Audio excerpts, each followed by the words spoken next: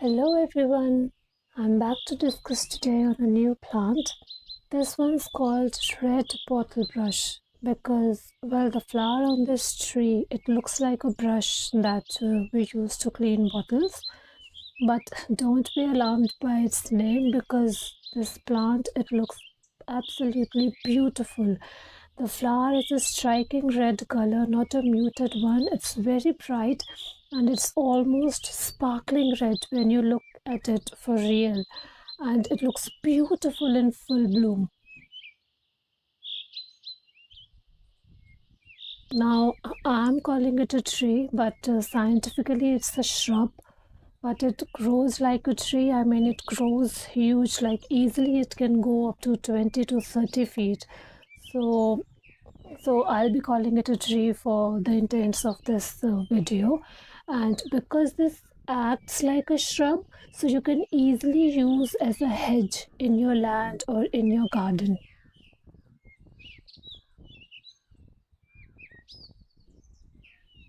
Where I live, this entire region is a mountainous terrain, and but I've never seen this tree growing out in the wild naturally, like on a hill or out in any forest or by the side of any random trail. Never. It is present in plenty over here, no lack of these trees, but it always appears that it's been planted by someone. So, like most often, I find these growing by the sides of roads or else in man-made gardens over here. And the ones which are present on the roadsides or on the sides of highways, those are planted by the highway authority people here. So I've never seen these random group of trees growing out in the wild. So I think that's something. So it appears that these trees at least are not native to this land, even though they are present in plenty here. This leads me to my first observation about these trees, that once planted, they don't require or they almost require no human intervention for growth. I mean, you just plant them and then forget about them because they can carry on their own from the infancy. And in fact, it can weather very harsh and very extreme conditions too. Over here, we get extreme temperatures in winters as well as in summers, and still this tree carries on. From what I've observed over here, it doesn't require a lot of water and or else even a regular supply of water, in fact, because the dry months over here are brutal. But it's still, this tree is still able to manage without any water for weeks or months on end. And it might get a little bit weathered or sad looking, but it doesn't die and it'll simply freshen up after the next rain shower.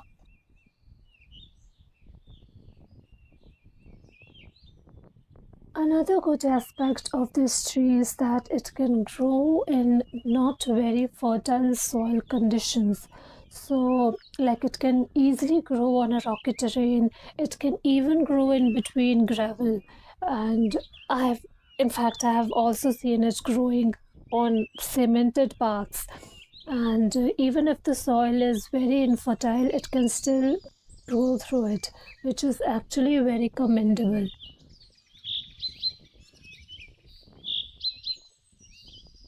The most important aspect of this tree, in my opinion, especially with regards to permaculture, is that it attracts loads and loads of bees, which we will be needing for pollination, not just of this plant, but of all the other surrounding plants in its vicinity as well. Apparently, it looks like the bees, the birds, butterflies, and all the other pollinators, they find these bright red color flowers very attractive, and these flowers, they give out a very distinct sweet smell, and the color and the smell, it attracts all the bees towards these trees. So they act like a hub for pollinators. So if you grow this tree in one corner of your land or maybe just in the middle of your garden, and plant all the other vegetables and flowers around it, it will attract the bees to your land, which is brilliant.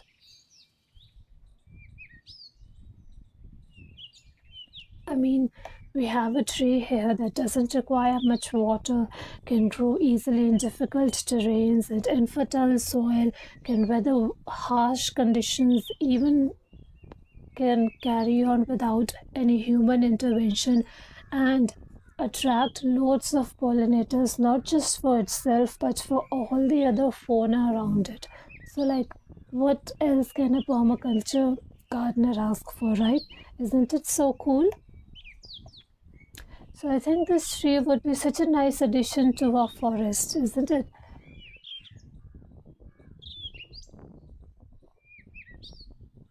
And this plant, it blooms twice here, so in spring and then in autumn as well. And more importantly, this flower, it stays on the tree for around 5 to 6 weeks, and sometimes even longer, depending on the weather. And that's a very long time.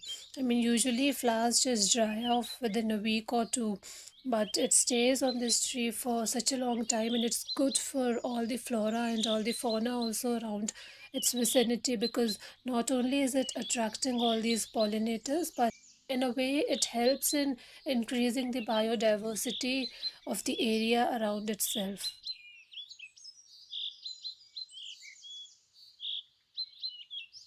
So let me know what you think, if you have ever grown this tree on your own, or if it is available out in the wild naturally in your surroundings. That must be so nice, right? Seeing clumps of these tree out in the wild must be so beautiful. So let me know what you think, and I'll catch you up in the next video. Goodbye. Have a great day. Happy gardening.